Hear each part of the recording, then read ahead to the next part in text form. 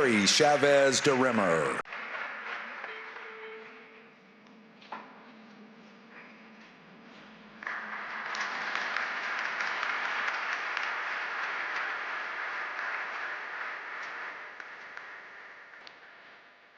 Good morning, everyone. Good morning, Lehigh Valley. Good morning, Pennsylvania. It's an honor to be with you here and with the Vice President right here at Uline. As your 30th Secretary of Labor, I get to work alongside some incredible people, including your dedicated Congressman, Ryan McKenzie. Let's give him another hand. Nice job. I just want to say, Ryan, you're doing an excellent job. I know that you are fighting tirelessly to support the President's pro-worker agenda, and I cannot thank you enough for that. You know, I actually kicked off my 50-state tour, America at Work, listening right here in Pennsylvania earlier this year as we started with the backbone of American manufacturing for a simple reason. It's important to the President to build the golden age of the American industry. And that starts by hearing how your actions and our actions are impacted daily in Washington, D.C., and how it affects your lives right here at home.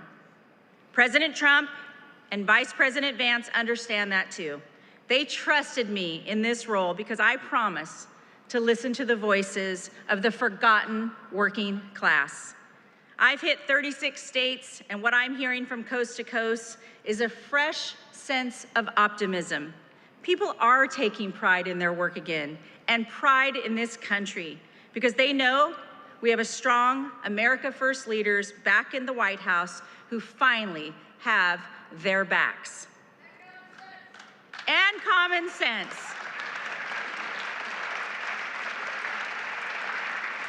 Thanks to President Trump and the common sense did you write my speech?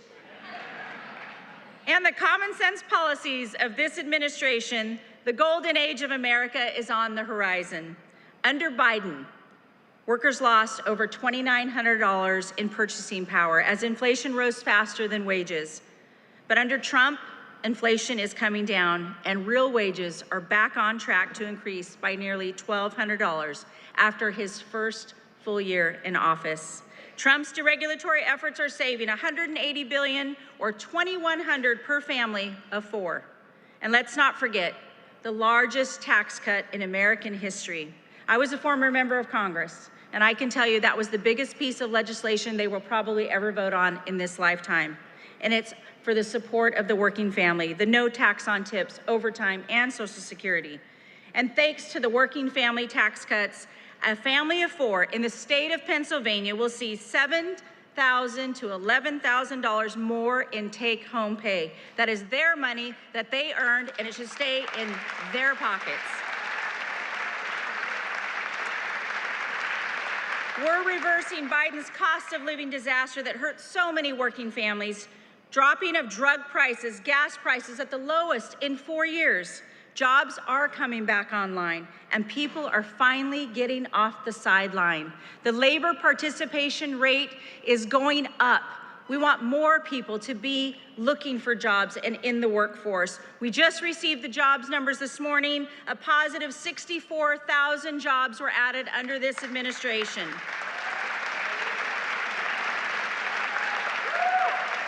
Here's a number to note that I think is very important, and I want you to remember this. And at your next rally, I want you to go say this. Under President Trump, 687,000 jobs have been in the private sector and have gone to native-born Americans.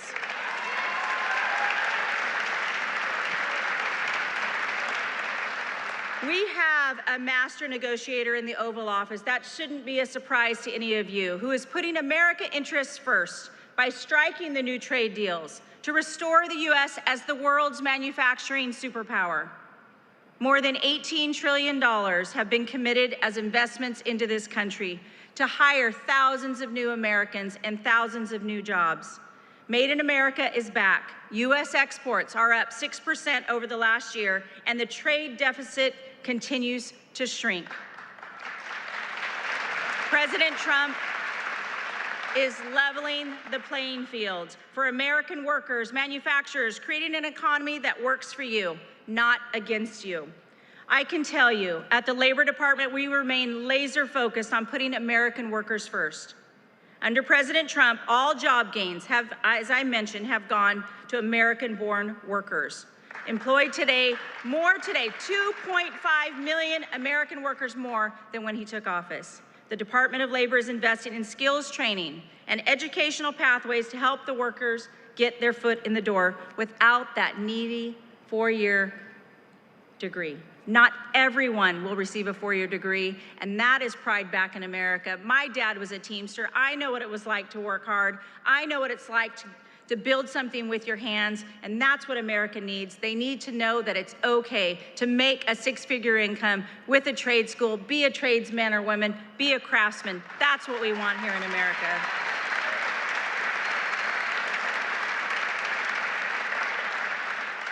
You all know that the future of this country won't be forged in the halls of these woke universities. It'll be at the hands of the skilled worker.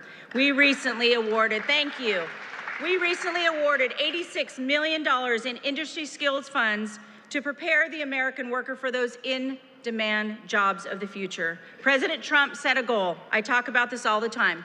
1 million active apprentices across this country. And since he has taken office, we have registered more than 300,000 new active apprentices and registered over 2,400 new programs at the Department of Labor.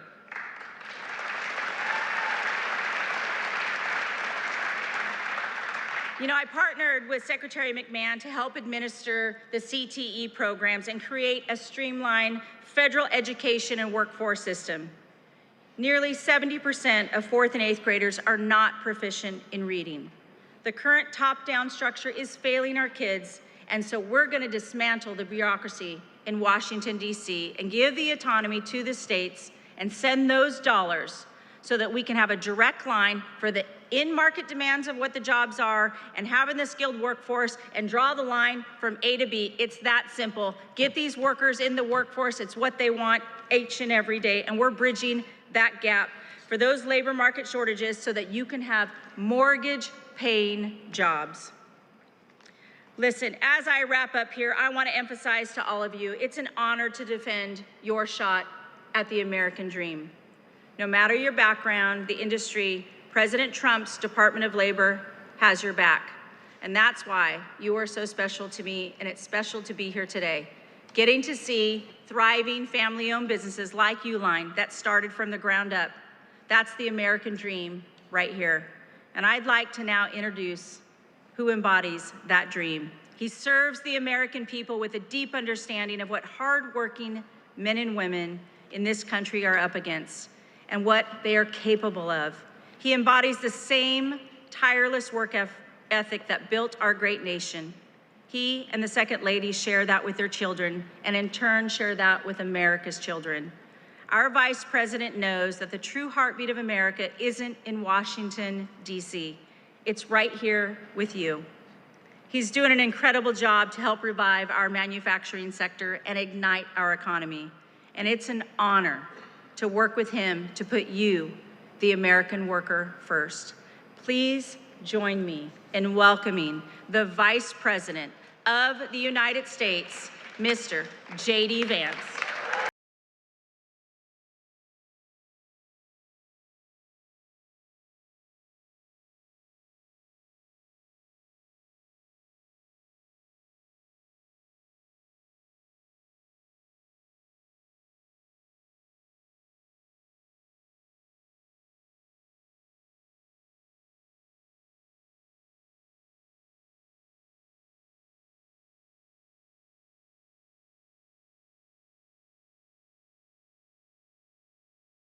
It's great to be here in Pennsylvania. It's a good day. Anytime you get out of Washington, D.C., and I got to tell you, I want to go to the bar and drink whatever these guys over here are drinking because they are having a good time. They're having a good time. I want to thank a few people before I get started here. First of all, I'm so honored to be joined by our wonderful Second Lady, Usha Vance, my lovely wife, Usha.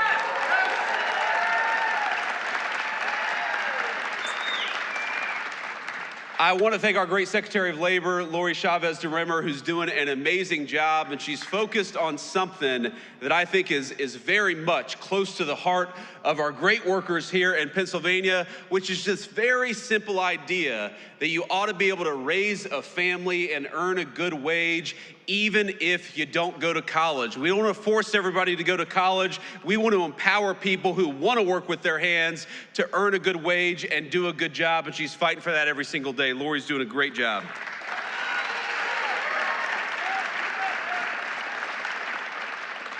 We have got our great Congressman, Ryan McKenzie. Ryan, please stand up and say hello to everybody. Ryan is doing a good job in Washington.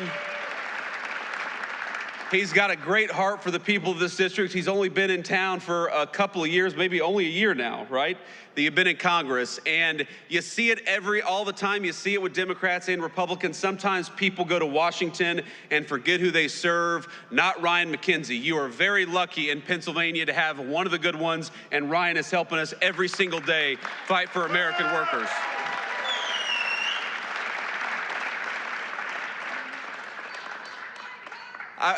I believe, young man, shouldn't you be in school? We got a great young patriot over here. You ought to come up and take a photo afterwards. But I also want to give a shout out to Treasurer Stacey Garrity. Stacey, thanks for everything that you do, and thanks for being here today. Where is she? There we go.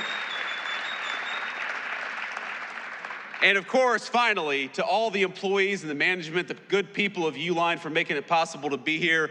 This is a massive facility, and I think that it speaks to what's going on in the United States of America under the past 10 months of Donald J. Trump's presidential leadership.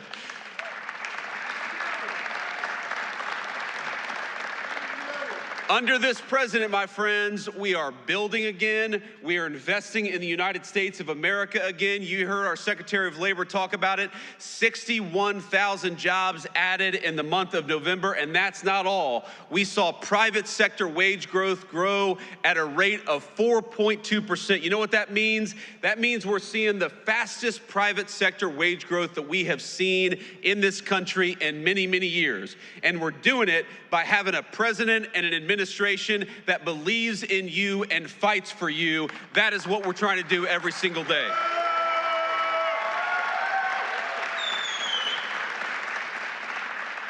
Now, I will say, as excited as I was to be here this morning, I remember when I got off the airplane, and it is cold. And, you know, like a good gentleman, I let my wife come down the steps first, and then I get to the bottom of the steps, and there's a bunch of firefighters from the great Lehigh Valley who want to take a photo with me. And obviously, I love our firefighters. I'm happy to take a photo. Now, here's the problem. To the right of me is all these media cameras, probably broadcasting my every moment on national television. Some of the fake news gathered with us here today. And to the left of me is these great firefighters, and there before me is a sheet of black ice. And I think to myself, if I walk over to those guys and take this photo, I am gonna bust my you-know-what. I'm not gonna say it because we have this very bright young man here. I don't want to teach you any bad words. I don't want your mom and dad to be mad at me. So I do what any self-respecting man would do in a situation like that. I send my wife to go and take a photo with the firefighters. No, I didn't. I actually didn't. I did it the right way, but I did do sort of the Biden slow shuffle to get over there. I did not want these national cameras to catch me doing anything, you know, because if I wiped out on that runway, you all know that would be national news for the next week. Now, Joe Biden could fall walking up the steps in broad daylight in 80-degree weather. Nobody would mind it, but if me or the president do anything like that, it's going to be plastered all over the news. But now we're here, we've made it, we have not wiped out, and we're here to talk about America's economic comeback. And ladies and gentlemen, we needed an economic comeback in the United States of America. We needed it.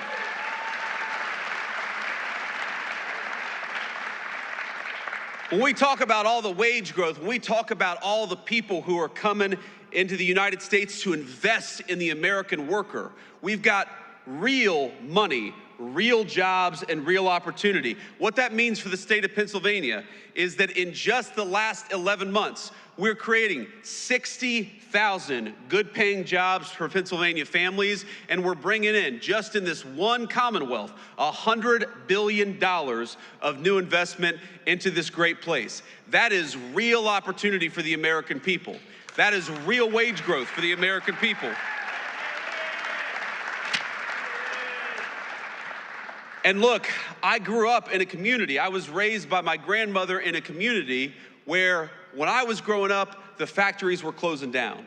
And those good paying jobs, they weren't coming into our communities, they were getting shipped overseas by politicians in Washington, D.C.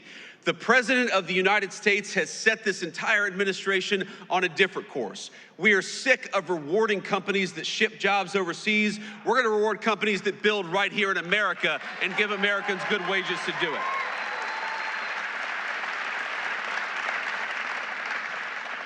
And you already see it, my friends, you already see it in some of the numbers that we're seeing.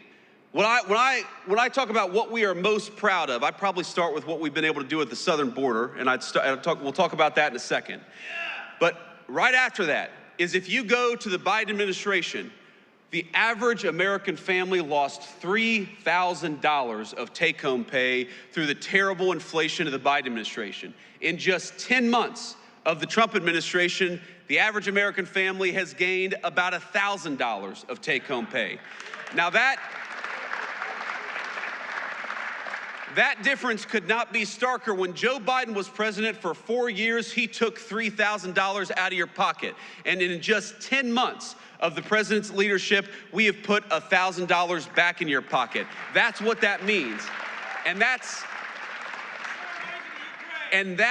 just the beginning, my friends. That is just the beginning.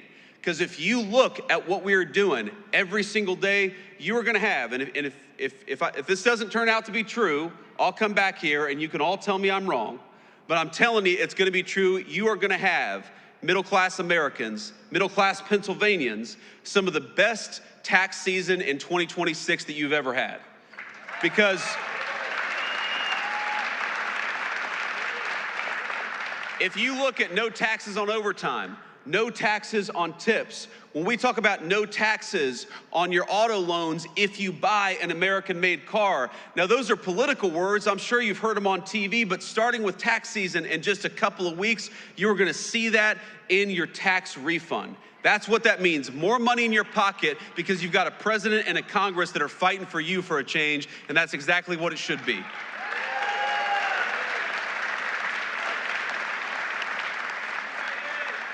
And I gotta say, I'm a little surprised. I'm a little surprised by when the Democrats talk all the time about affordability. Democrats say, you know, things aren't affordable. This isn't affordable. This has gotten more expensive. Drugs have gotten more expensive. Housing's gotten more expensive. And you know what? They're right, and it was because of them. It ain't that hard. If you go back to the 4 years of the Biden administration, why did housing get so expensive, double in price during the Biden administration? It's because Joe Biden let in 20 million illegal immigrants who took homes that ought by right go to American citizens and to the people of this great state.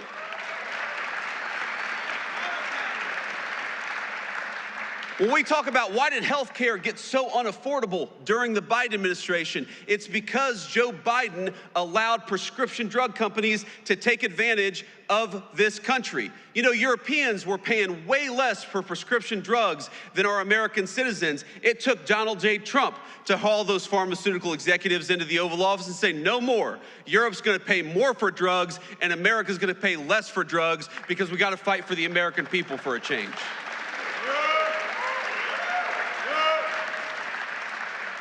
Why have rents gone down for 4 consecutive months? And I know they're still too high, but why have rents gone down for 4 consecutive months? Because we're starting to get those illegal aliens out of the United States of America. Those criminals, those gang members, those people who are taking homes that ought by right go to the people in this room and your children and your grandchildren. It's simple economics. If you have fewer people, fewer illegal aliens trying to buy homes, that means American citizens are gonna finally be able to afford a home again.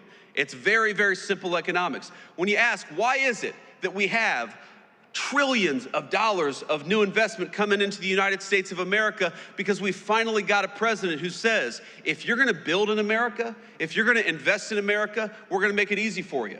But if you're not gonna build anything in America, if you're gonna try to ship an American job overseas, then we are gonna penalize you for doing something overseas that you ought to do in the United States of America. That's why we've got so much money coming in.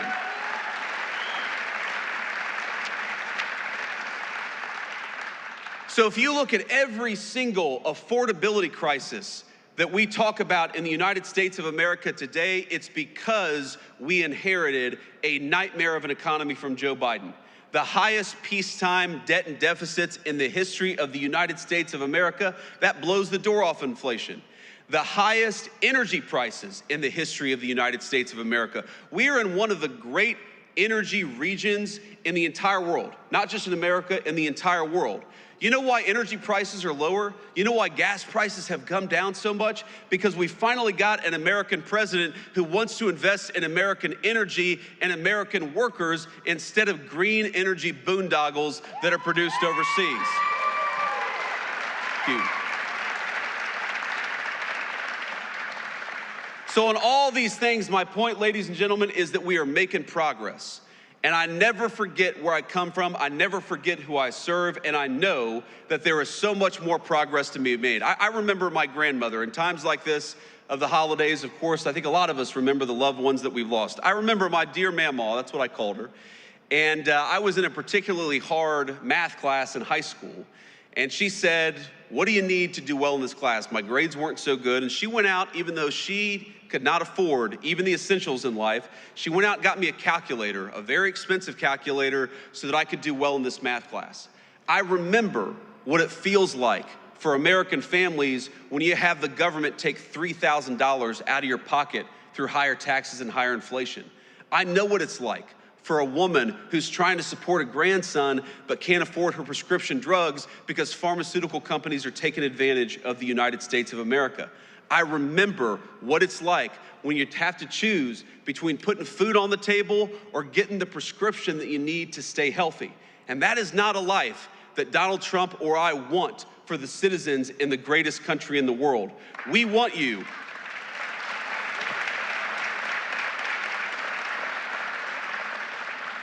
We want you to be able to afford the things that you have to give your kids and your grandkids a good life. We want you to check your credit card statement and for that to be an annoyance, something you gotta do rather than something that causes a lot of stress and anxiety. We don't want a single parent or grandparent to have to look at their checking account and decide whether they're gonna buy food or whether they're gonna buy medicine this month. We are fighting for you every single day, and I don't want you to think for 1 second that because Joe Biden gave us the worst economy in the world that we forget it. No, we know. We know exactly what we were left with. We know exactly the consequences that it's caused for so many of our great families all across Pennsylvania. And I promise you, there is no person more impatient to solve the affordability crisis than Donald J. Trump, the President of the United States.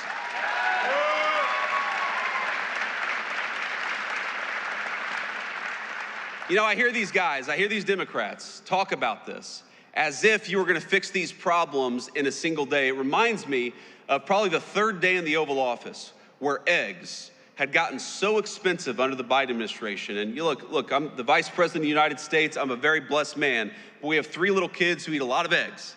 And so I know the price of a dozen eggs. So the price of eggs got really high during the Biden administration. It was the third day in the White House and some reporter said, what are you doing about the price of eggs? Haven't you seen they're so expensive? And the president's like, lady, we've been here for 3 days. It takes a little bit of time to fix something that was so fundamentally broken. And so when I hear the Democrats talk about the affordability crisis that they created, it's a little bit like, you know, Charles Manson criticizing violent crime. Look in the mirror, my friend. You are the cause of the problem, and Donald J. Trump's administration is the solution to the problem that you created.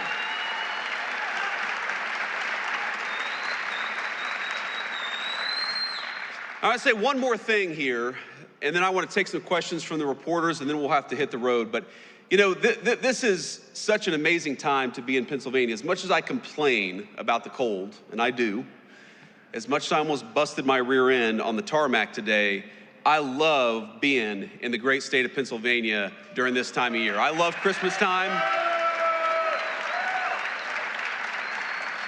I love the beautiful trees. I love the snow on the hills. I love everything about this state this time of year. It reminds me a lot of my home state of Ohio for reasons that you all know well. But here's the thing. During this Christmas time, I think that we got to remember that we have a lot in the United States of America to be grateful for, and I am at the very top of the list of people who have a lot to be grateful for. I'm very grateful to my beautiful wife and our healthy kids.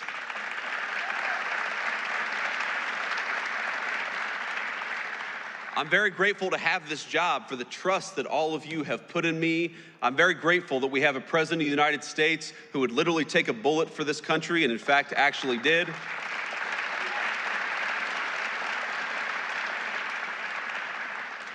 But I just ask all of you to count your blessings this holiday season, because there is a lot good out there. There's a lot that we're still working to fix. But I just wanted to say, from the President of the United States, from the entire administration, my friends in Pennsylvania, Merry Christmas to you. I hope your families have a Happy New Year.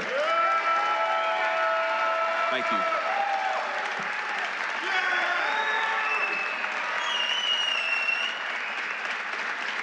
All right. Thank you all. Please sit down, sit down. We're not done yet. We're not done yet, please. All right, we're gonna take a few questions from the reporters, and we're gonna start with the most egregious of the fake news. Is that right, Luke?